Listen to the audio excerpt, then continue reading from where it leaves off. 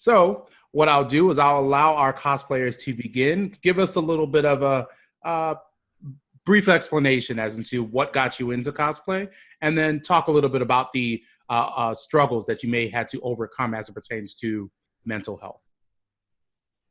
We'll start with Miss Sayone. Okay, so I first started cosplaying, I would say in 2013.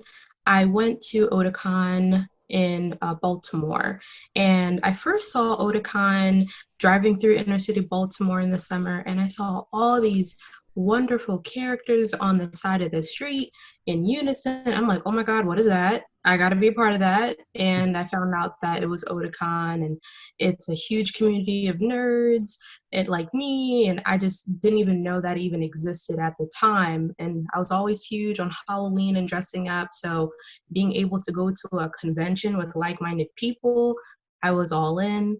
I wanted to start something with body paint. I wanted to just be completely different from how I usually look, and my first cosplay was Poison Ivy, and it kind of progressed from there with body paint and morphing myself into something that I usually don't see myself on a regular basis.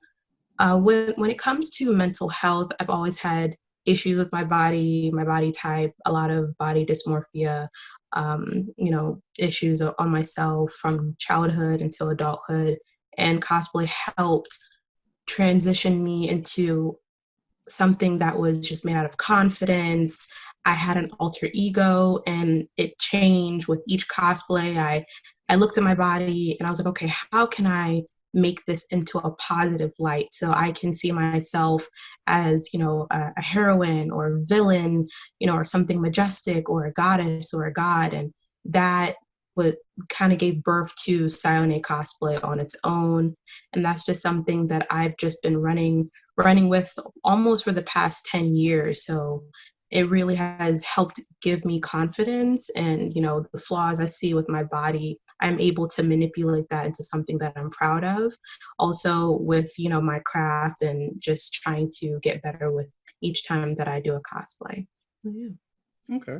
And if you would, for our listeners, as well as people who may be watching this video on YouTube, what is the what was the inspiration behind the cosplay that you're currently embodying?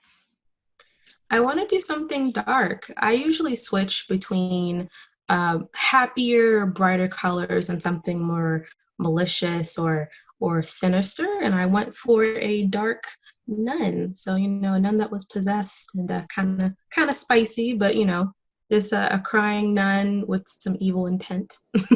Okay.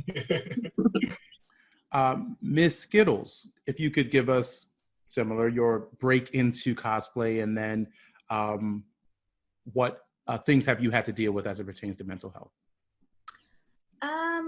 So I started cosplaying in 2017. I have been to multiple cons before cosplaying, but as far as mental health goes, I struggle with depression and anxiety, and a lot of times my anxiety stops me from doing things. So for a long time, I wanted to cosplay, and I just was like, I don't know if I can do that. But in 2017, I went to Dragon Con. That was my first large con outside of my area. And I decided, hey, if I'm going to go, I'm going to dress up. So I decided to cosplay Storm. And the experience was definitely overwhelming.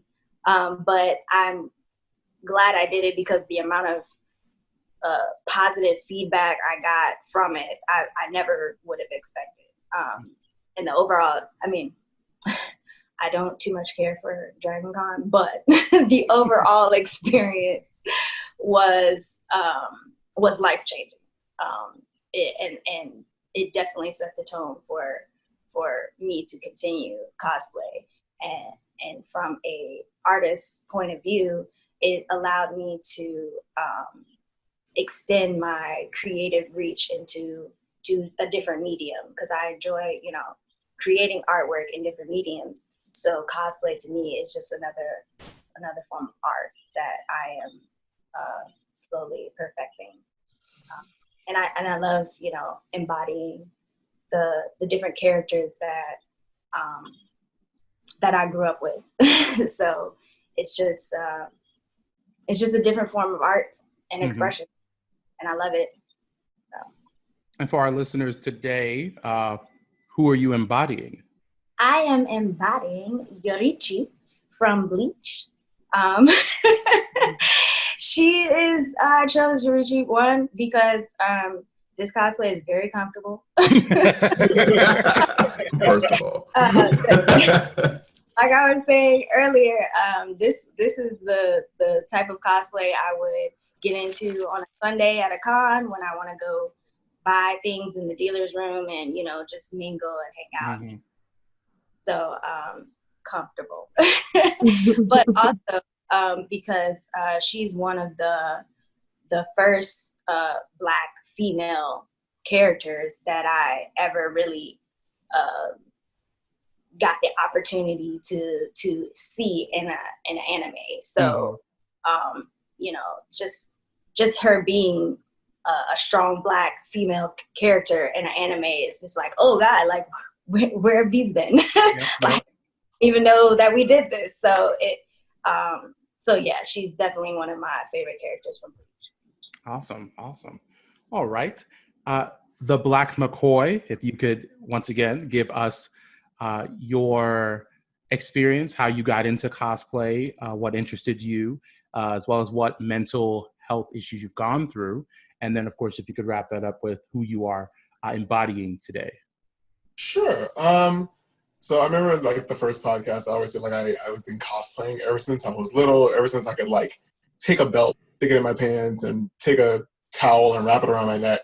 I've always just kind of been in that same spirit, and to the point where like my mom didn't care as long as she could do whatever she wanted to do, and I didn't bother her. So that was always that thing. I remember one time, like my dad was upset because I was like going around with like a tail. I was going out with a belt in my ass and like a towel around my neck, and my dad was like, "You gonna let them go out like that?" And my mom was like, "Listen, as long as I can shop, I don't really care." And so that just kind of continued on. I would have to say like my first like ever cosplay was homecoming week in high school when I cosplayed Gotham for the first time. I think I was a freshman, and it just kind of went on from there. I didn't start going to cons until I was maybe like a sophomore, junior in high school, and then I just never stopped. Like I kept going. I've been to a con pretty much every single year since I was a junior in high school. And my first time at Dragon Con was actually in 2013. And when I went to my first con, which was AWA back in Atlanta, Anime Week in Atlanta, I had that same thought that Miss Skills had, like, if I'm going to go, then I'm going to dress up. So since like Naruto was still like the biggest anime for me at the time, like that was the point where Sasori was first introduced. So I coaxed my mom into buying me an Akatsuki jacket that I still have today. And my grandma helped me make this cloak for a third Kazakage puppet that I carried around with me. And so that was absolutely amazing. And I just kept going from then on out. And I think as I think about my cosplay journey, it happened in a lot of stages. I think the third stage, which I'm at now, was when I cosplayed Beast for the first time at Blerd Con, when it first started. The first Blerd Con actually, when it like first started up. And that's when I started the Black McCoy cosplay, and I just kind of kept up with that momentum since then.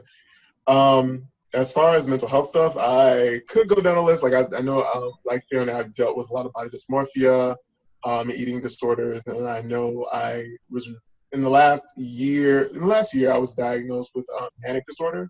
So I know that it affects a lot of how I approach cosplay, but also is something that a lot of the things that I go through are healed by cosplay as well.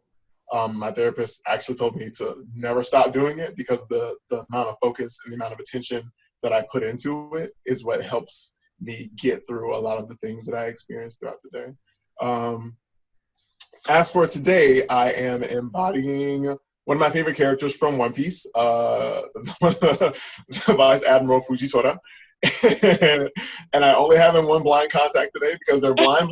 So like if I had to choose, I absolutely could not see it. So. Struggles.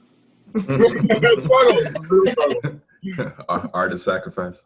Listen, I thought about getting up and going put in the other one because I'm just sitting there. So I'm like, oh yeah. So you gotta find that mute button. That part.